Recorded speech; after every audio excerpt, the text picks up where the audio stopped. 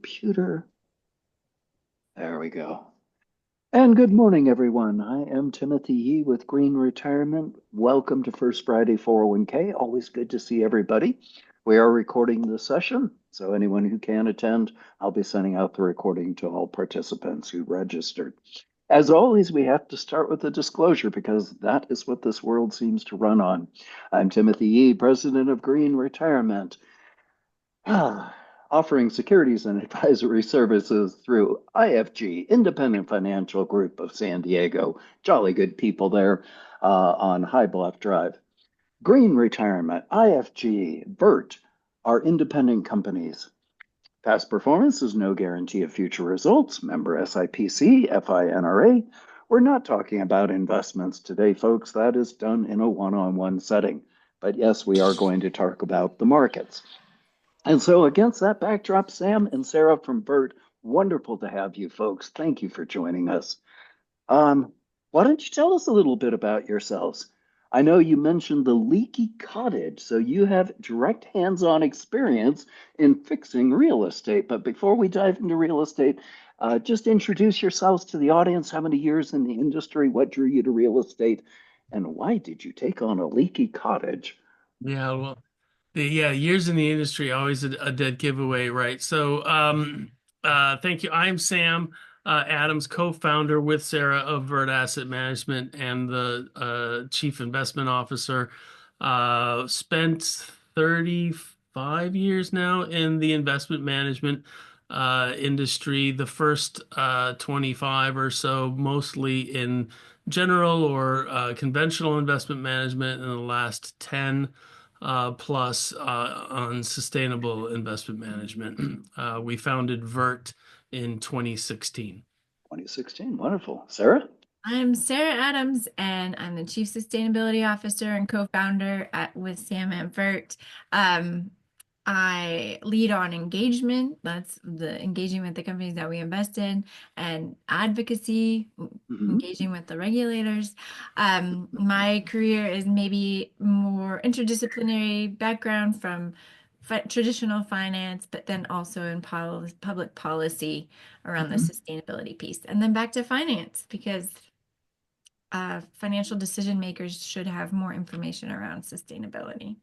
And the leaky Yeah, you're not getting out of that one. Tell me about the leaky cottage. Was that your personal home or a? Yeah, that was a personal home, and it was very leaky and not efficient at all. And so we embarked on the journey of making it a net zero home. And I guess the most surprising thing was that it's not actually that hard to get a building to be more efficient and even net zero. Uh, Um, but one of the things that is difficult to figure out in advance is which projects sustainability projects pay back quickly and which ones pay back uh, over a longer term and which ones might not ever pay back, right? Hmm. And so there's a real skill and level of experience needed to be able to determine those things in advance. We had some projects that paid back quickly, like the photovoltaic solar, and some things that probably will never We'll pay never back, pay like back. the geothermal system, right? So uh. it all depends. Well, I appreciate you sharing that. Folks, the reason I wanted to bring real estate into the conversation, as you know, the stock market has been on an absolute roller coaster ride since January 20th. It has been up, it's been down, it's been sideways, and sometimes even during the same day, it does all three. And frankly, the number of conversations I'm having of people trying to find something that might not be so volatile, the general philosophy in the past was go to bonds, particularly treasury bonds. Those are safe. Well, we've seen what happens when countries start dumping our treasuries and what that does to interest rates. And we've also seen what happens when you try to bully other countries. Much as in elementary school, we didn't like the bully on the playground. Gosh darn, it's the same in adulthood. Shock and surprise. But against that background, real estate has come up. And Sam and Sarah, since you're in real estate, in particular sustainable real estate, I thought maybe we would just try to, maybe Sarah, you want to take this one. And what is sustainable real estate and how does that differ from regular real estate? Just give our audience a snapshot. Sure. I mean, Well, frankly, it's the same, right? Let me pull up our just the infographic here. Do you see the REIT sectors on Yep, your screen? definitely. Oh my. So, there are many more maybe than you think of in real estate. You think of publicly traded real estate, you probably just think of office, really. Um, Yeah, I usually think yeah. commercial and residential. I mean, most of the people on this call might own a home, or parents certainly did. I didn't know it was this complicated. So, these are all the different property types in the real estate sector, period. And the way that we look at these, that's what makes it sustainable. So just really quickly, traditionally office, retail, malls, strip malls, residential, multifamily housing primarily. There is single family housing as well, but not as much in REITs as you would if you were a private owner. Industrial, of course, where Amazon warehouses. Um, so the kind of modern space is this middle row, cell towers, data centers. It's really an infrastructure piece now. Health and science laboratories and self-storage. That frames out the rest of the real estate sector that you might not really consider. And then the bottom row is a very small percentage of REITs, anyways. Um, but these are the important issues in real estate from a sustainability point of view. Buildings use 40% of global energy. They create 30% of global emissions. We're talking about emissions reductions all the time these days. They generate 40% of waste that could be from demolition and retrofitting, but also the waste during the occupancy, depending on the property type. And the properties consume about 12% of the global water use. We don't really think that we're indoors 90% of the time, but we are. We're not camping all the time. Um, but Much to my chagrin. yeah, Sam was camping this week. Um, we really have a roof over our heads, whether at work, shopping, entertainment, in many facets of our life. And then the real estate sector itself employs about 10% of the global workforce, and that's in construction too. So we look through these lenses to get at sustainability metrics.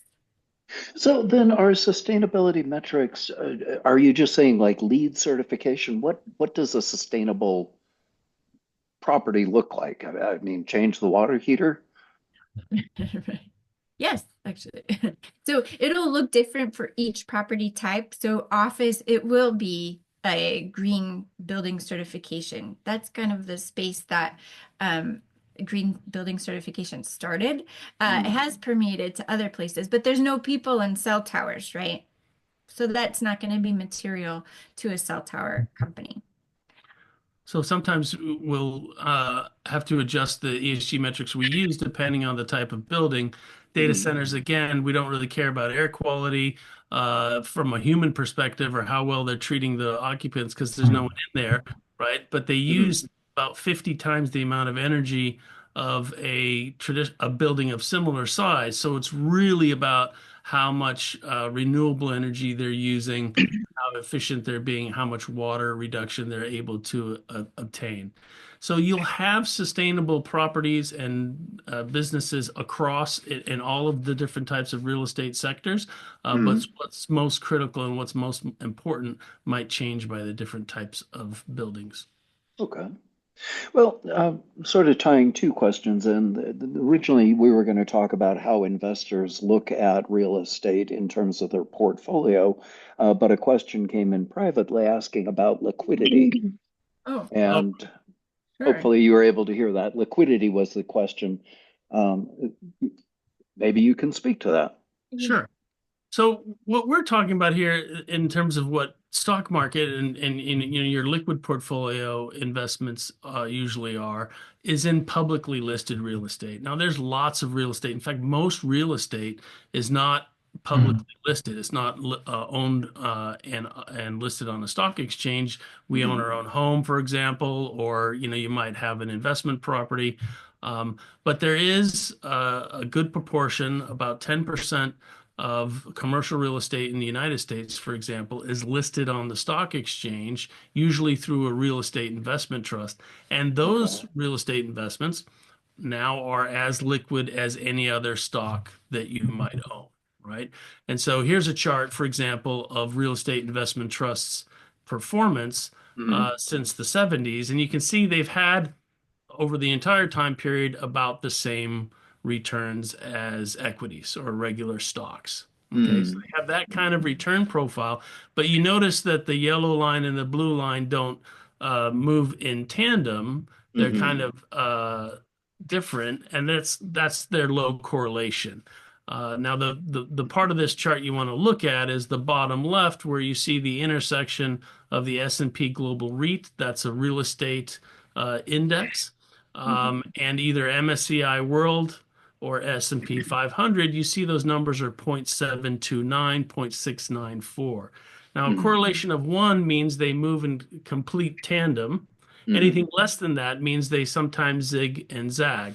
And that's exactly what we saw in this first quarter of this year, right? The Hmm. S&P 500 was down about 4%.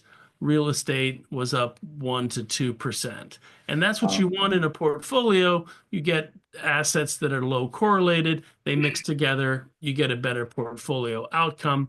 That's one of the primary reasons people will hold real estate in a portfolio, as opposed to holding it, privately like their home, etc. Hmm. Hmm. Well, it certainly makes the case for what we talk about in every call, diversification and asset allocation. That the expression "don't put your eggs in one basket," it stands to reason, and I think this is proof of just that. And I suppose we could even parse it out further and talk about global real estate versus domestic, but it looks like Rose wants to jump in with a question. Rose? Hi, thank you. Hey, Sam, I was curious. You mentioned that only right, like roughly 10% is publicly traded in terms of real estate. So, uh, lately there's been a lot of talk about private equity owning and gobbling up real estate. Yeah. What is the picture in that, and how is that affecting the performance of publicly traded REITs? Yeah, great question, Rose. The difference between publicly listed real estate and privately listed real estate is a portfolio of public real estate is priced every day. In fact, every second of the day, right? Just like stocks are. And so you get an up-to-date reflection of what the market thinks that set of properties is worth. With private real estate, whether it's your home that you own or some investment property you have, you probably get an appraisal of that once a year, maybe. And so the private real estate is their prices lag that of public real estate. Now, there's been a lot of volatility in the public markets with the equities about the tariffs and about the elections and everything. And so people are very concerned about the stock market. And so it's been going up and down with a lot of volatility. And in particular, REITs or publicly listed real estate have had their valuations knocked down over the last couple of years. Now, the big institutional private equity investors have recognized this, and they've seen that the public prices are lower than the private prices. And so they're saying this is a buying opportunity, and the private equity guys are coming in and buying the public guys out. We've seen this. We every year about 4 or 5 of our companies that we own in our real estate investment portfolio are bought by private equity players. Um, that's a good outcome in the sense that there's usually a premium placed on that valuation, but it does mean there's less investments, a few less investments every year to own. Mhm.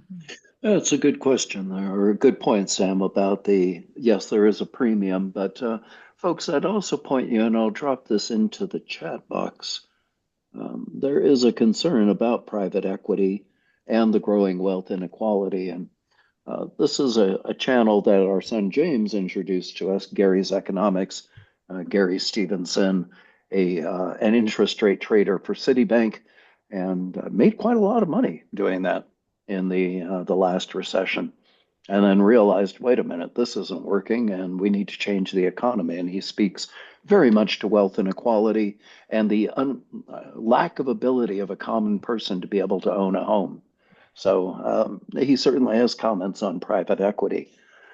Um, in terms, I think he touched a little bit on this about what percent of the stock market is invested in real estate. Um, Here's a, a quick chart. So the entire market of commercial real estate, this is what we were talking about earlier, Rose, Hmm. is 16% of the value of the U.S. investable universe is in commercial real estate. So that's Hmm. a lot, right? Hmm. But like I said before, not all of that is publicly listed. If you count Hmm. all of the real estate investment trusts and other real estate companies in the US stock market, it only adds up to about 3 or 4% of the overall equity market, right?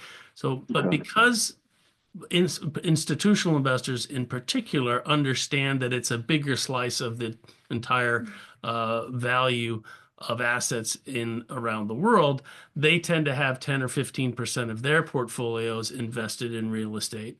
And we've seen financial advisors and individual investors typically allocate between 5 and 10% on average to real estate in their portfolios.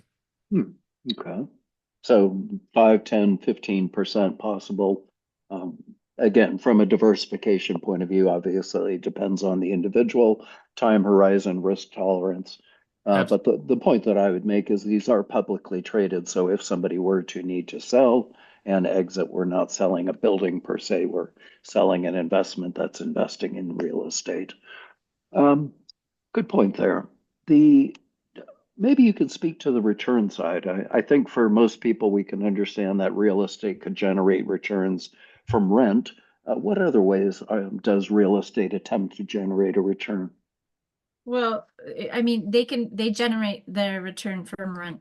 Pretty much that's it, or rents of different types. So for REITs specifically, it's a tax efficient structure, and they have to uh, in their covenants, they have to generate it from rentable property, or that's how they, other types of REOCs, real estate company, operating companies, who might own and manage property, Mhm. might generate that revenue from different types of services that they offer their end tenant. Back to the REITs, they are generating it from renting their roofs for solar. They Ah, are generating it from renting their spaces for rent.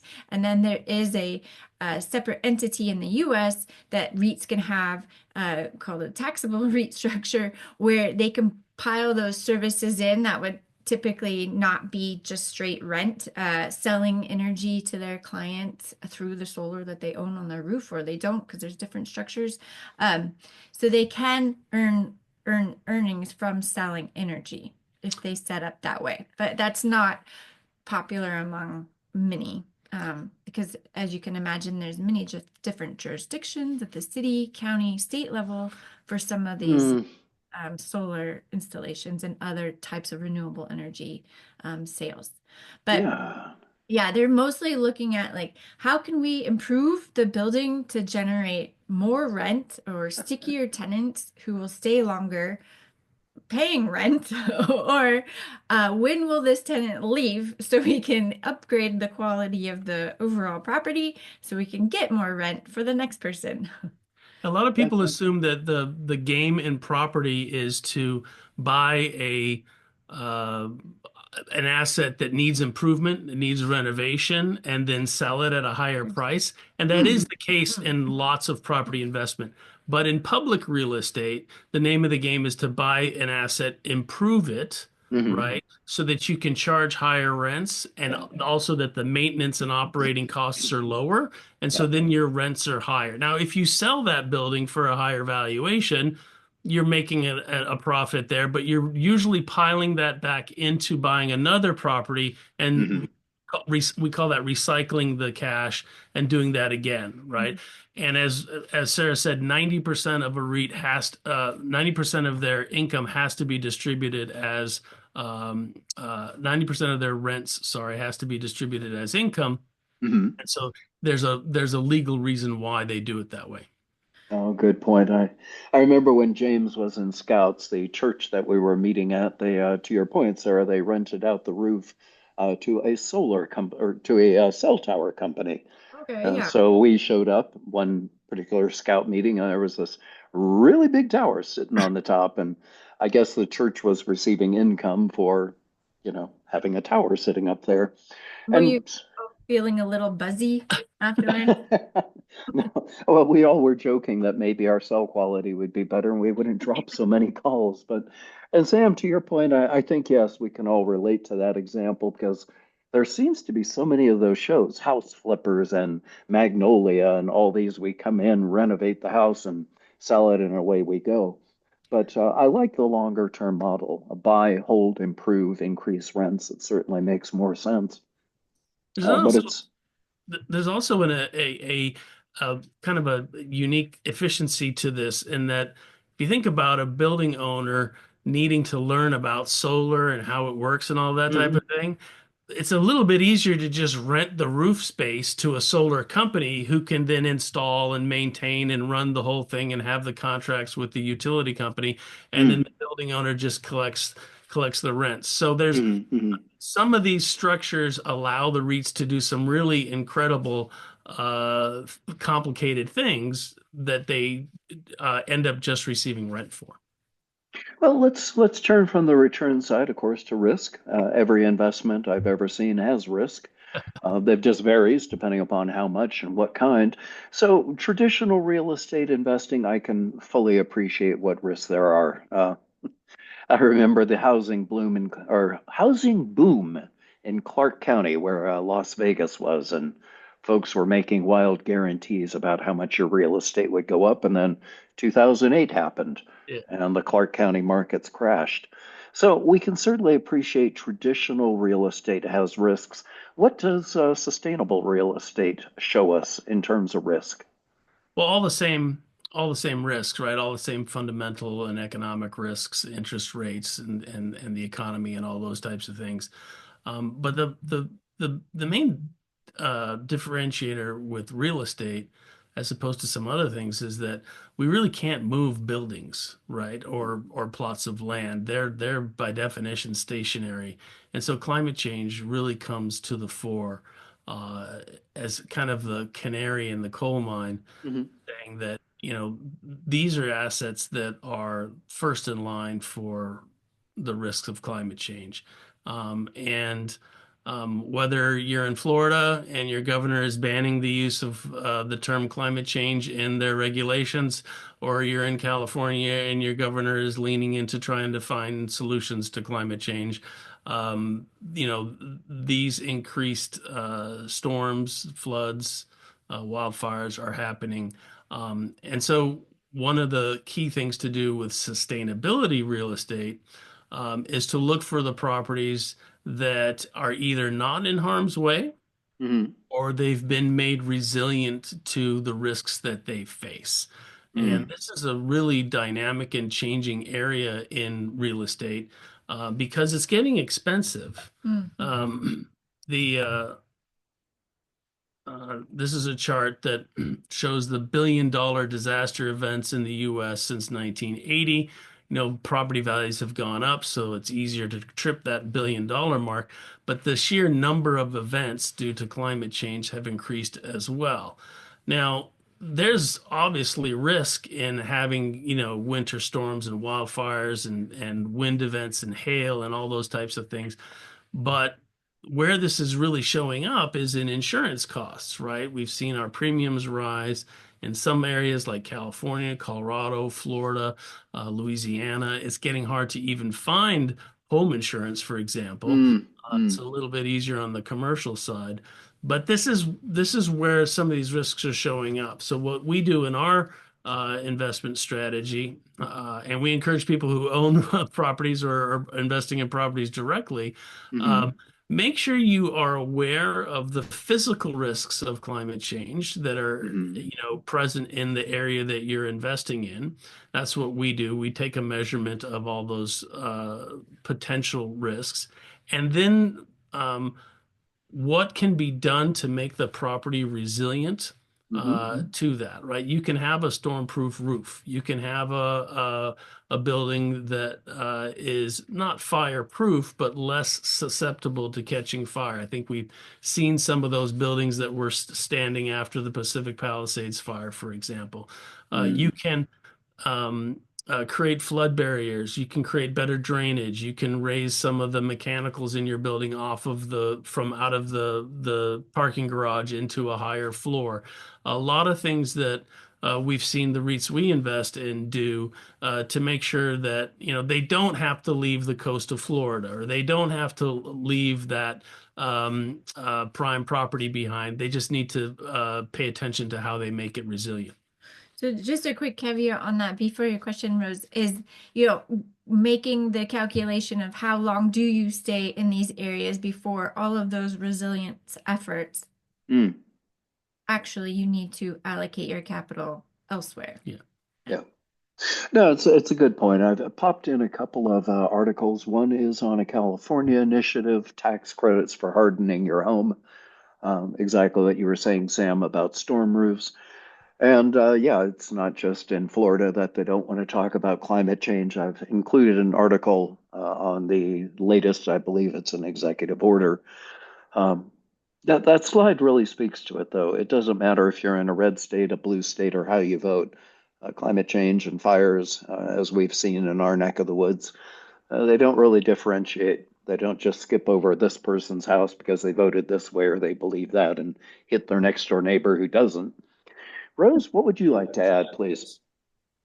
Well, just wanted to bring in the current administration and our current president's statements that climate change is a hoax, and this chart that you're showing is probably all made up and not really the lived experience that we're going through right now. So, in line with that, with the fact that the climate change is being portrayed as something that is unfounded, or just being told to people as a hoax that's not true. Are you seeing, in terms of the commercial real estate markets in the different sectors, are they responding to that? Are they cutting down on their renewable energy initiatives, or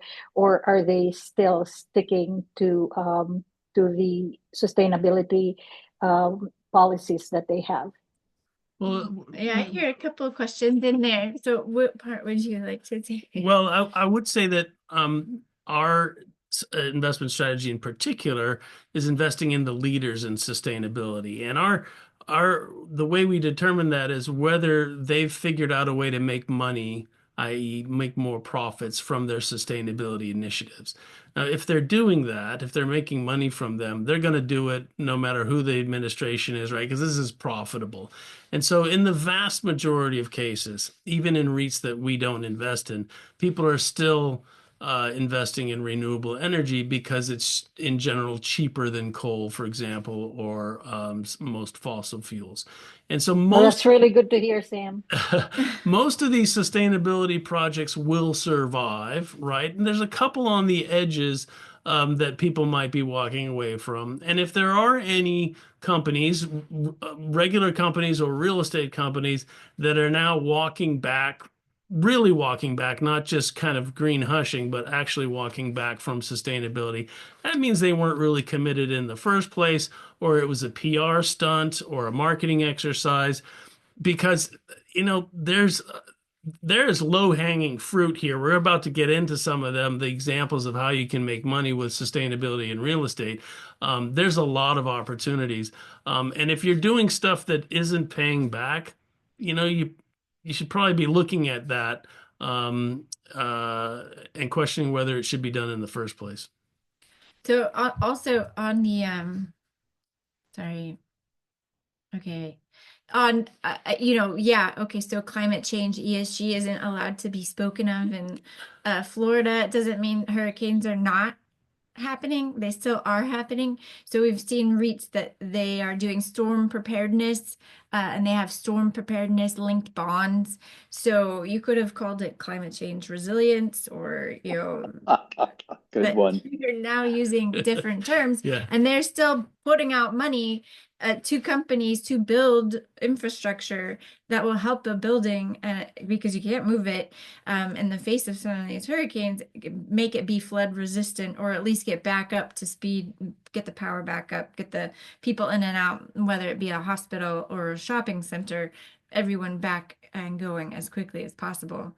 That's one piece, but also the insurance. Insurance premiums, insurance providers, they don't necessarily work in climate change either. They just work in risk. And so when that market is moving, regardless of what Trump is saying it is or isn't, the where insurance premiums are going up is reflective of the risk there. That's a good point. Sometimes we get lost in a game of semantics, and to your point, this is about risk. It's about profit. It's frankly also about the future of the planet. We can bury our heads in the sand, but having been evacuated twice, the family and I certainly can speak to what fire risk is and climate change risk. It's not pretty, folks. On to a more positive note, talking about what a sustainable real estate project looks like. I've seen some pretty crazy ones, and I'm sure Rose will chime in with Thomas Massey out of Kentucky. But maybe you guys can tell us a little bit about what is a sustainable real estate project. Well, we have a shiny one that everybody likes all of the time. Big headline. This is why they did it about 10 Uh, plus years ago, was the oh, building. They retrofitted it really to prove that, all right, a nearly 100-year-old building can be improved. It's not, by the wayside with the shiny, green building certification, new build buildings, but we can improve the energy efficiency of this building. So the owner at that time, they did things, they worked with RMI, the Rocky Mountain Institute. Oh, sorry, we have some That's okay. timings on these slides. Fix it. Okay, so they did retrofit the windows. So insulation is a big piece of having a tight envelope of a building. And they did the windows on site, so that saved on costs. But they also added reflective insulation that was more below the windows, that created a heat trapping situation in their climate. And overall, they had reduced their energy use by 38% on an annual basis. And those utility bills, they saved $4 million annually. And the payback period for all of this ended up being just over 3 years. So for a building owner, that is lowering their operating costs with some upfront CapEx, and all to get tenants back into the building. Because when they did this in Midtown Manhattan, it had kind of been languishing because those tenants had been wanting to go to newer buildings, and they brought this building back to life with these improvements. So it's the real estate sector is my favorite example of the triple bottom line, right? You can find projects like this that are good for the profits of the entity. They're good for the planet, right? This one reduced greenhouse gas emissions by like the equivalent of removing 20,000 cars from the road. And they're good for people, right? These are better quality buildings with better temperature control, better lighting. This is really a triple bottom line win if you're doing the right projects. And thankfully, there's many of these projects available.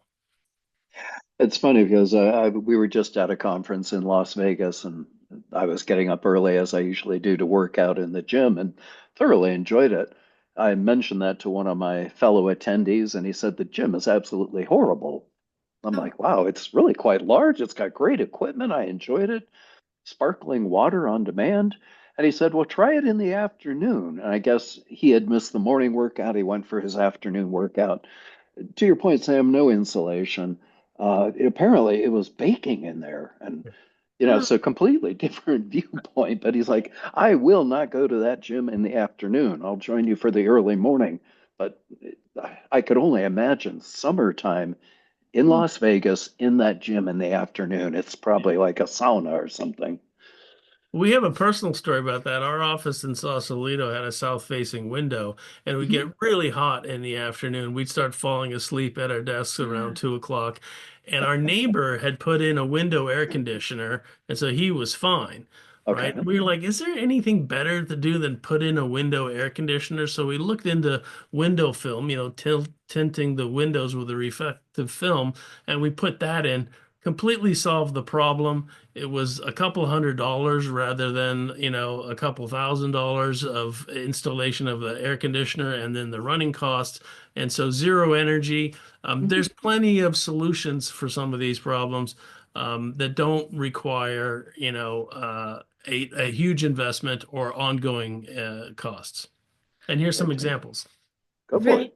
Well, as a real quick aside, because I know you are both are all many, well, a few of you are B Corp as well, is that inquiry started from, yeah, the Corp questionnaire asks you to look at your suppliers, and we were subletting, so we're like, oh, we're not empowered to ask about window film or any changes, but we did because of that inquiry that they ask you to do, really.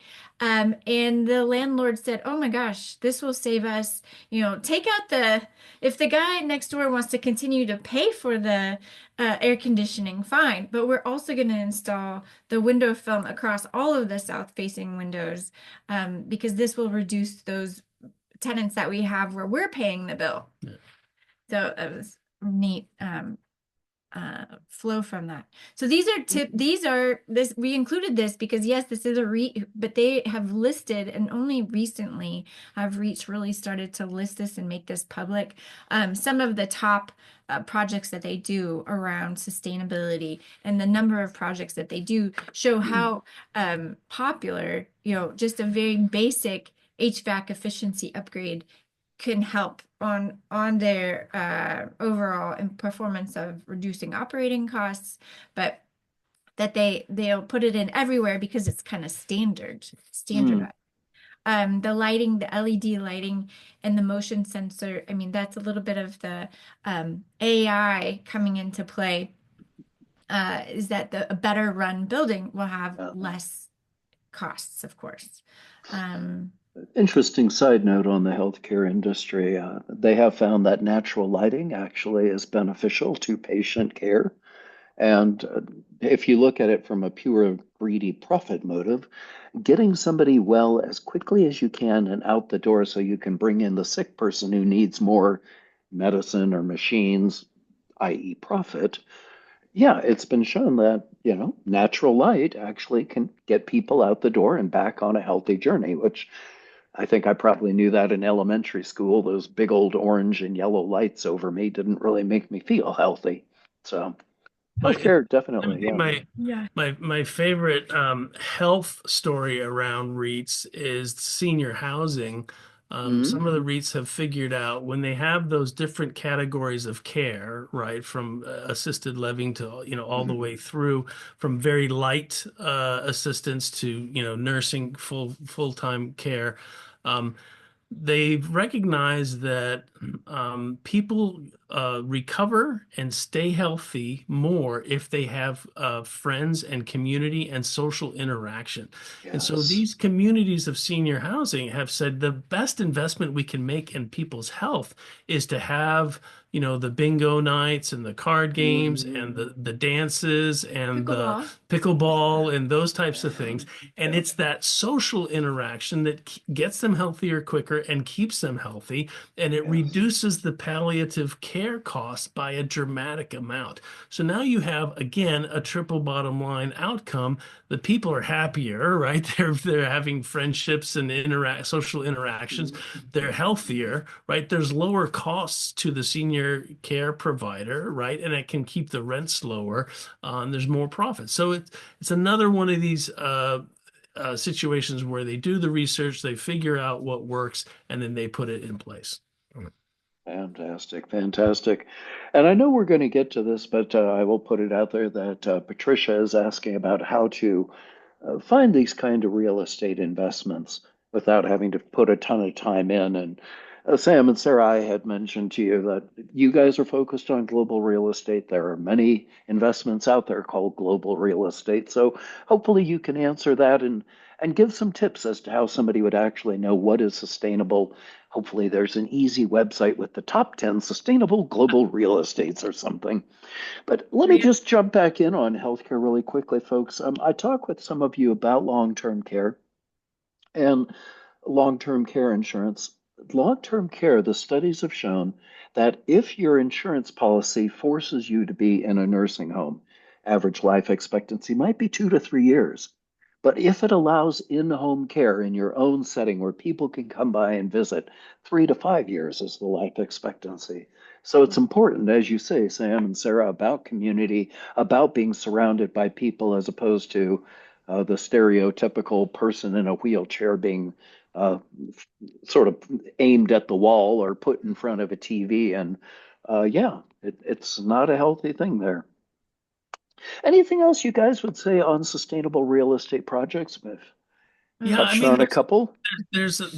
one of the, yeah, Patricia, it's a good question because there's really too many opportunities to look at, and it would be very time consuming. So if you're talking about a home, a personal home, or a commercial investment that you might make, the best thing to do is to find an expert. Now, depending on what state you're in, there are often state incentives for a home energy audit, for example, and we would start with energy in most cases. And a lot of times they will send an expert to your home to do an energy audit, and they'll tell you the most efficient use of your capital would be to insulate your roof or to put some storm windows in or to do some blow-in insulation or to get a Nest thermostat or what have you, right? But I think in most cases, whether it's a hot climate or a cold climate, some type of creating a tighter envelope, that's what they call it, with insulation and fixing leaks will reduce your energy costs dramatically, and that's where you see the most savings. The other types of things like LED lighting, and electrifying your appliances, like your boiler and getting a heat pump, will uh, definitely make money. The question is, depending on the tax breaks that incentives and the rebates that are available in your local market, whether that's quickly or it'll take a longer time. And those are complicated things. So look for an expert in your area. And do you also mean by publicly No, listed? yeah, she's saying not talking about her home, more like in general. So Yeah, yeah. clearly, you folks offer an investment. Global real estate is available in 401k plans. What other options are out there? There's in terms of publicly available green real estate investments, there's not very many. There's a green building REIT that just invests in certified green REITs that have high certified green buildings. Um, if you want to invest in individual companies, you can find the ones that have the best ESG credentials. But we would suggest you go kind of steer away from the ratings companies and do your own research there. Um, They just offer like and some of these searches on Morningstar or Portfolio Optimizer or whichever tool you're using, they unhelpfully don't capture every um, investment in the marketplace because yeah. ourselves have not shown up in some of these places. Um, if you're a little more obscure or smaller than a 2 billion AUM fund.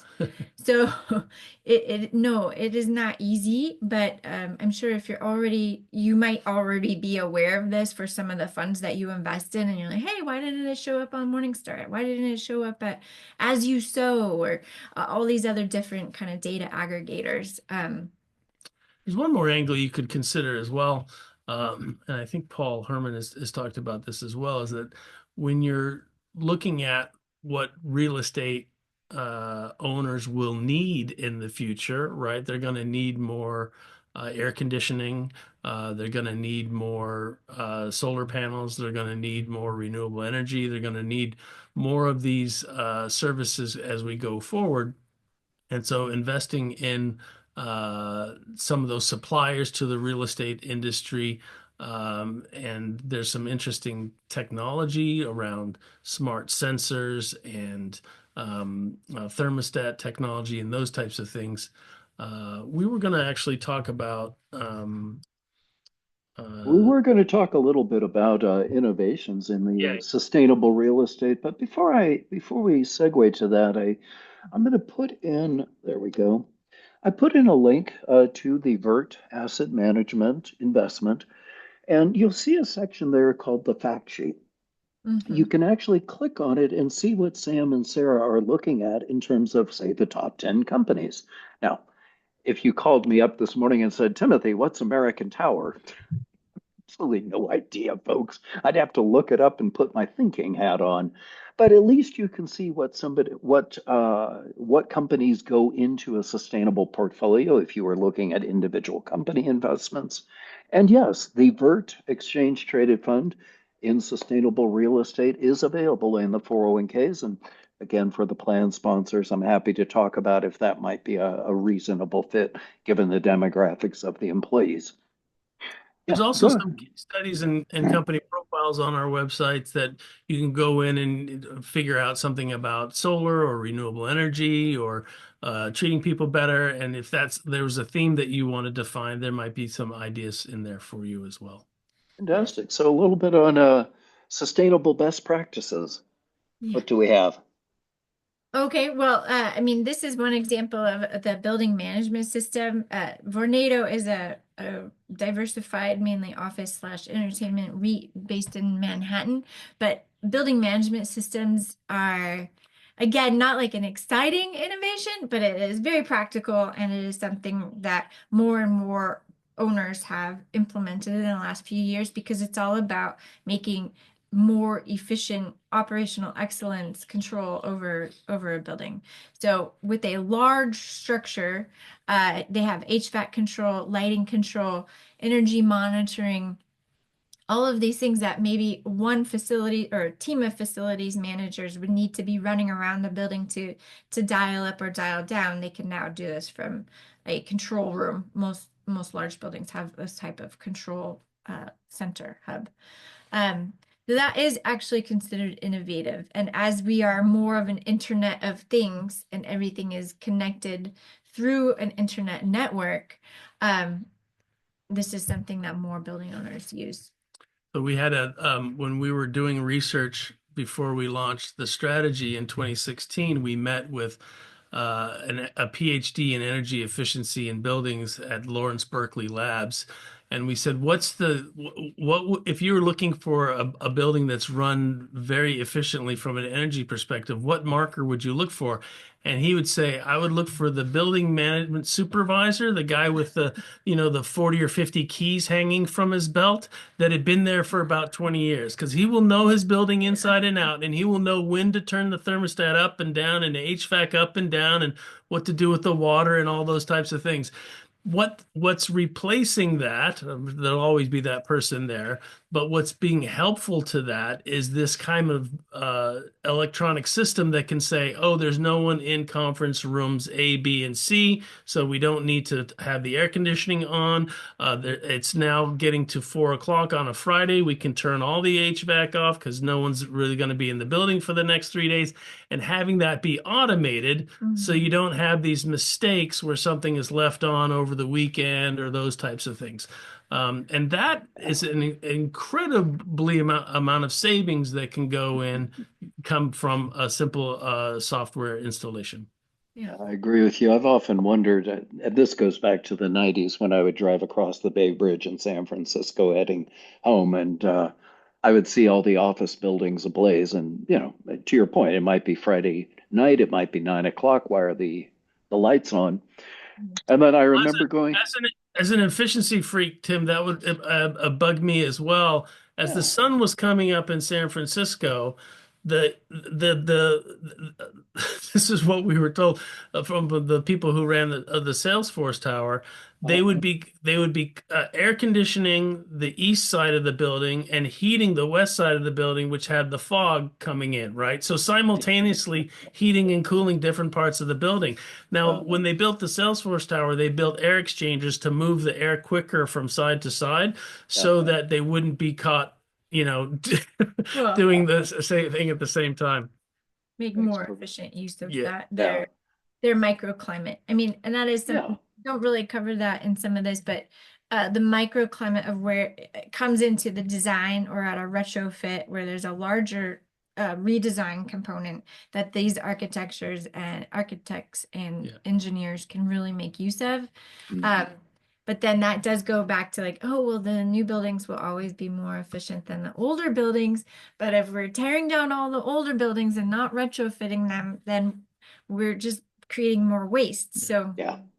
No, I uh, agree with you there. I remember one of the first times I think I was in Europe, maybe Germany, could have been, where I was in a hotel and the hallway was dark.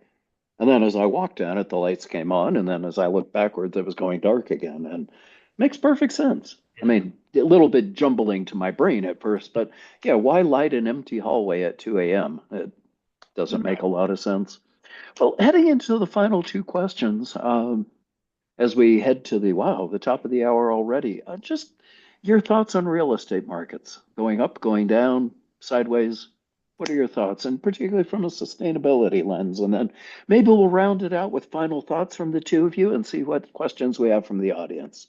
Well, our position is that real estate, with its low correlation to the overall market, is a helpful diversifier, something that should be in your portfolio all the time. So we're not in the business of predicting what they're going to do, right? I mean, Trump's a Mhm. real estate guy. You think it would be good for real estate, but then he's anti-sustainability, so you don't really know. What we do know is that the companies that are leaning into sustainability really are operating their companies better. And in this case, with real estate, they're operating their buildings more efficiently. They're getting Mhm. more out of them for less inputs, and their people in them are happier and healthier. We think those kind of companies have a competitive advantage over all companies on average. And Mhm. so a sustainability tilt to your real estate portfolio will do you better than not. That's our thesis. So what real estate's going to do in the next 3 months, 6 months, a couple of years, I don't know.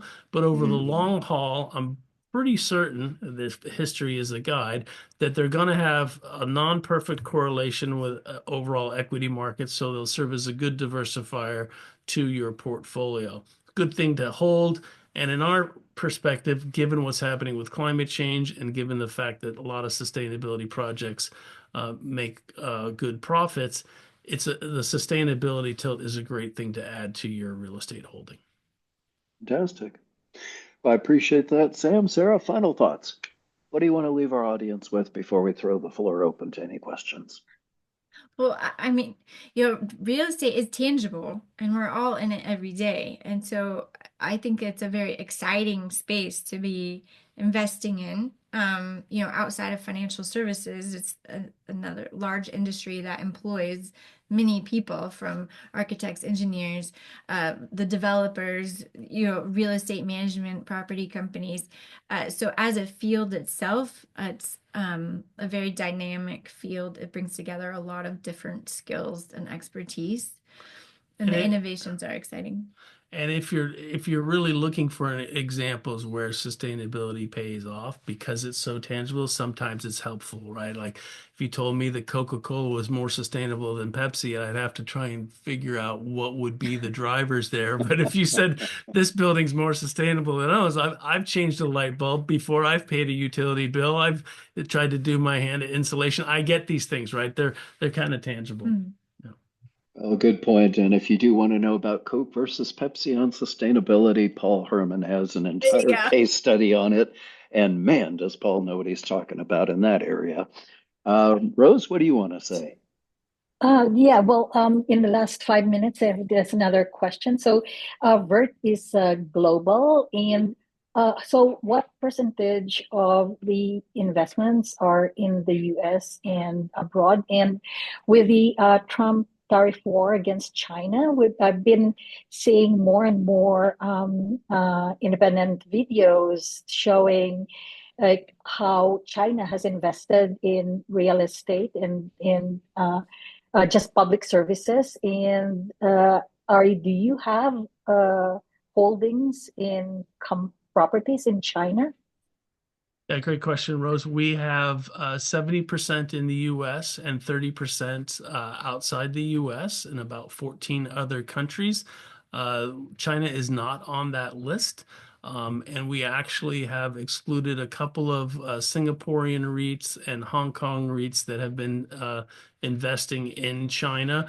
We don't have anything against China as a country or as an investment, but we are concerned about property rights there, that the government could come and take something from you. So it's probably holding Chinese real estate is probably for a strategy that isn't ours, to put it. Yeah, and it's a good point, Sam, because I did see some proposal in the 401k space about 401ks may not invest in countries that are deemed enemies of the United States. I'm paraphrasing it very loosely, but who an enemy is on any given day might Yeah. change faster than I change socks. So Oops. Well, I don't. we're invested in Canada, so we better be Yeah, I careful. think you might want to divest from the 51st state. All righty, folks, we're coming to the top of the hour. Any questions from the audience? And I've got an eye on the chat. Anything, anybody? If not, I'm sure folks have meetings coming up at the top of the hour. We all seem to have, with work from home and COVID, just back to back our meetings. But well, thank you very much, Sam and Sarah. I appreciate your time. And again, folks, we'll be catching up with you next month in June. We're going to be talking with an expert who talks about what is it like in retirement and how she helps clients transition into retirement and the changing face of retirement. So that'll be coming up in June. And until then, take care, everybody. Be well. Thank Thanks, Sam. Thank you Thanks, so much, Sarah. guys. Bye, It's folks. very helpful, very useful info. Thank you. Goodbye. Bye for now. Bye.